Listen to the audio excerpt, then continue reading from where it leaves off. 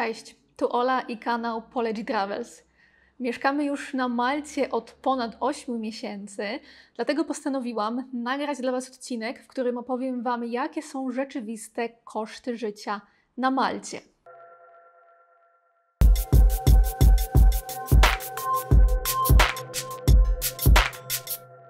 Nagrywałam już podobny odcinek wcześniej, linkuję Wam go tutaj na górze, jeśli ktoś jeszcze nie widział, to możecie do niego wrócić. Ale wtedy sytuacja była troszeczkę inna, dlatego że wtedy nasz pobyt na Malcie był typowo turystyczny. Przyjechaliśmy tutaj i nie planowaliśmy tak naprawdę zamieszkać tutaj i zostać na dłużej. I cały nasz pobyt turystyczny finansowaliśmy z naszych oszczędności, które były ograniczone, więc też mieszkaliśmy tutaj na Malcie w zupełnie inny sposób. Na przykład wynajmowaliśmy tylko pokój w dzielonym mieszkaniu z innymi osobami. Gdy postanowiliśmy tutaj zostać i zaczęliśmy pracować, to mogliśmy też zmienić sposób, w jaki tutaj żyjemy i już samodzielnie wynająć mieszkanie, a to oczywiście wpłynęło na to, że zmieniły się też koszty naszego życia tutaj na Malcie. Nie przedłużając już dłużej, bo wiem, że temat finansowy to jest coś, co wszystkich bardzo interesuje, zresztą często padają właśnie pytania o koszty życia na Malcie, dlatego zaczynamy i opowiem Wam, ile kosztuje życie na wyspie. Na początek kwestia wynajmu mieszkania, bo tak naprawdę to jest najwyższy koszt życia tutaj i tak naprawdę od tego zależy, czy będziemy za utrzymanie tutaj płacić więcej czy mniej. Kwota wynajmu mieszkania zależy oczywiście od standardu mieszkania i od jego lokalizacji. Jeżeli chcemy mieszkać w centrum, czyli Valletta, St. Julian's, Slima, no to za mieszkanie musimy liczyć się z kwotą od 700 euro. A za wynajem pokoju zapłacimy około 400-450 euro. Natomiast jeżeli mieszkamy gdzieś poza centrum, to spokojnie możemy znaleźć mieszkania za 600 euro, a pokoje nawet za 300-350. Oczywiście wszystko zależy też od standardu mieszkania, od tego, jak duże jest mieszkanie.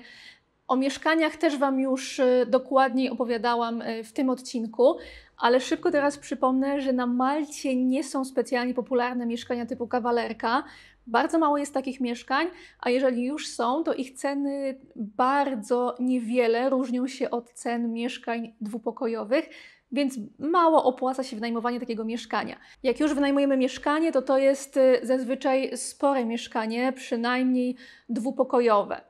Dodatkowo mieszkanie w większości wynajmujemy umeblowane i musimy liczyć się z depozytem w wysokości miesięcznego czynszu. Podsumowując, koszty mieszkań, bo mieszkania można wynajmować i za 500 euro, i za 1000, i 2000, albo jeszcze więcej.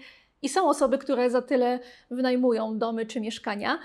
Ale jeżeli chcecie tutaj zamieszkać i szukacie czegoś nawet w centrum, to trzeba się liczyć z taką kwotą 700 euro miesięcznie, żeby wynająć coś sensownego. Do tego dochodzą oczywiście rachunki, bo poza wynajmem musimy też zapłacić za rachunki za wodę, prąd i gaz. W naszym mieszkaniu nie ma gazu, więc tak naprawdę nawet nie wiem, ile kosztuje butla z gazem, ale jeśli chodzi o rachunki za wodę i prąd, to one przychodzą co 2 miesiące.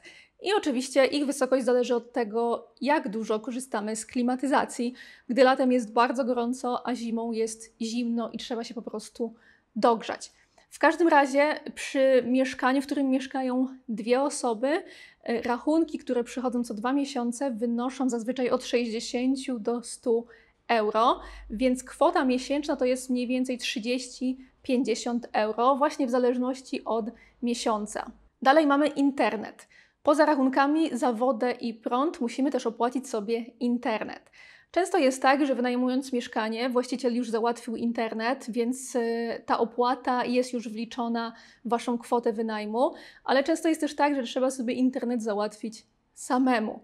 I wtedy w zależności od tego, czy bierzemy sobie ten internet na umowę, która jest trochę dłuższa, na przykład na 2 lata, czy bierzemy bez umowy, kwota może być wyższa lub niższa. Oczywiście na umowę płaci się miesięcznie mniej, bez umowy płaci się trochę więcej.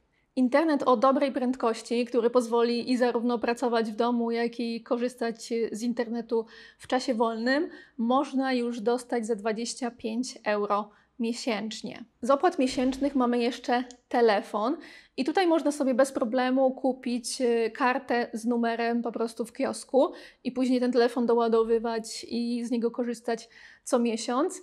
Jeżeli ktoś oczywiście nie chce brać sobie żadnego telefonu na umowę. I w takim przypadku ceny za telefon miesięcznie zaczynają się już od 10 euro. Kolejna ważna kwestia to transport. Mieszkając na Malcie, warto wyrobić sobie kartę na transport publiczny, kartę Talinia, dlatego że kiedy używamy tej karty, to bilety są o połowę tańsze niż bilety jednorazowe. Taką kartę sobie doładowujemy wybraną kwotą i przy każdym przejeździe autobusem tę kartę skanujemy i za przejazd płacimy 75 centów. Jeżeli w ciągu danego miesiąca zapłacimy już za przejazdy 26 euro, to do końca miesiąca, bez względu na liczbę przejazdów, nie płacimy już nic więcej i jeździmy za darmo. I to jest bardzo w porządku opcja, dlatego że jeżeli ktoś regularnie, codziennie jeździ do pracy komunikacją publiczną, no to bardzo szybko te 26 euro za transport zapłaci i po prostu więcej już płacić nie będzie. Resztę przejazdów do końca miesiąca będzie miał za darmo, także to jest bardzo w porządku opcja dla osób, które tutaj mieszkają. Dalej mamy jedzenie. I to też jest bardzo indywidualna kwestia, w zależności od tego, co kto lubi jeść i gdzie robi zakupy. Pokazywałam Wam kiedyś mniej więcej, jakie są ceny produktów spożywczych w Lidlu na Malcie. Też przypominam ten odcinek, tak przy okazji. Natomiast, żeby dać Wam jakiś punkt odniesienia, żebyście wiedzieli, ile mniej więcej wydaje się na jedzenie, to moim zdaniem przy 2 osobach, zakładając, że robimy sobie sami zakupy i samodzielnie gotujemy przez cały miesiąc, minimalne wydatki na zakupy spożywcze to 200 euro. To jest moim zdaniem takie minimum, które wystarczy na miesięczne wyżywienie dla 2 osób dorosłych i to takie wyżywienie bez szaleństw. Jeśli od czasu do czasu chcesz coś zjeść na mieście, to oczywiście koszty jedzenia pójdą w górę. Moim zdaniem jedzenie na mieście na Malcie jest dużo droższe niż w Polsce. Żeby dać Wam jakiś przykład, to z takich prostszych dań, jeżeli na przykład chcemy zjeść pizzę, to musimy za nią zapłacić między 10 a 15 euro, w zależności od rodzaju. Za zjedzenie burgera zapłacimy około 12 euro w górę. Jeśli chcemy zjeść coś bardziej maltańskiego, czyli na przykład rybę lampuki albo dania z królika, to są takie najbardziej znane maltańskie dania, to już musimy liczyć za taką przyjemność 20-30 euro. Także to już jest zdecydowanie dużo drożej. Tak więc jeżeli chcemy jeść od czasu do czasu na mieście, to oczywiście musimy ten budżet na jedzenie sobie sporo powiększyć. Jakie są ceny usług związanych ze zdrowiem? Jeśli pracujemy na Malcie, to oczywiście opłacamy składki i możemy korzystać z publicznej ochrony zdrowia, z publicznych szpitali oraz przychodni. Jeżeli pracujemy dla większej firmy, to one bardzo często mają też ubezpieczenia prywatne, które pokrywają nam wszystko albo prawie wszystko. I chociaż publiczna opieka zdrowotna na Malcie jest akurat na bardzo dobrym poziomie, to prywatna jest jeszcze lepsza i jeszcze mniej czasu trzeba czekać na wizyty. Akurat my korzystamy z prywatnej opieki zdrowotnej, mamy to szczęście. Nigdy nie korzystaliśmy z publicznej, więc z własnego doświadczenia się nie wypowiem, natomiast korzystamy z opieki prywatnej. Jako przykład, ile kosztują wizyty prywatne u lekarza, mogę Wam podać wizyty u dentysty, bo byłam u dentysty na Malcie i na przykład za scaling płaci się tutaj 35 euro, a za wypełnienie od 40 euro w górę. Oczywiście w zależności od gabinetu. Mówię na podstawie jednego gabinetu, w którym ja byłam, ale myślę, że w innych ceny są bardzo podobne. Kolejna rzecz, o której kosztach chcę opowiedzieć, to atrakcje i rozrywka. Większość atrakcji na Malcie, takich najbardziej znanych wśród turystów, jest darmowa. Ale jeżeli ktoś chce odwiedzić jakieś muzea albo świątynie, no to wtedy trzeba za nie zapłacić. I zazwyczaj wstęp do takich atrakcji na Malcie kosztuje od 8 do 10 euro. Na przykład wstęp do Muzeum Wojny, które znajduje się w forcie Sant Elmo w Valetcie, kosztuje 10 euro dla osoby dorosłej i podobnie jest w przypadku wejścia do świątyni megalitycznej Hajar Im. Tam wstęp również kosztuje 10 euro. Inne popularne atrakcje to na przykład wyjazd na wyspę Comino. W takim przypadku za przejazd promem musimy zapłacić 13 euro od osoby, a w przypadku podróży na wyspę Gozo płacimy 4,65 za podróż w obie strony. Jeśli chodzi o takie aktywności jak na przykład pójście do kina, to na Malcie bilet dla osoby dorosłej kosztuje zazwyczaj 8 euro.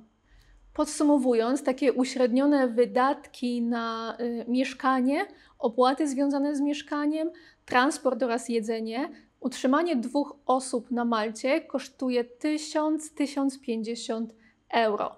I to jest kwota, jeżeli założymy, że uda nam się znaleźć mieszkanie za 700 euro miesięcznie. I oczywiście nie wliczyłam w to żadnych dodatkowych atrakcji, ani też kwestii na przykład pójścia do lekarza, czy też konieczności kupienia sobie jakichś nowych ubrań czy sprzętów do domu. To są takie naprawdę podstawowe, niezbędne koszty do przeżycia, czyli wynajem mieszkania, opłaty związane z mieszkaniem i internet, telefon, transport i jedzenie. Zakładając, że też robimy sobie zakupy samodzielnie i gotujemy, a nie jadamy na mieście, bo wtedy koszt jest oczywiście dużo wyższy. Pamiętajcie, że to są uśrednione koszty, które podaję Wam na podstawie naszych doświadczeń po 8 miesiącach spędzonych na Malcie, gdzie widzimy też, jakie są ceny i ile co kosztuje. Oczywiście, jak zawsze, można wydawać mniej, można wydawać więcej, w zależności od potrzeb i też możliwości finansowych. Chciałam jednak, żebyście mieli jakiś punkt odniesienia, bo pytania o koszty życia pojawiają się dosyć często, więc z naszej perspektywy dzisiaj Wam to przedstawiłam. Dziękuję, że oglądaliście. Jeśli Wam się podobało, to zachęcam, żeby zostawić kciuka w górę, napisać jakiś komentarz i subskrybować sobie kanał, jeżeli ktoś jeszcze tego nie zrobił. Bardzo Wam dziękuję za uwagę i do zobaczenia w kolejnym odcinku.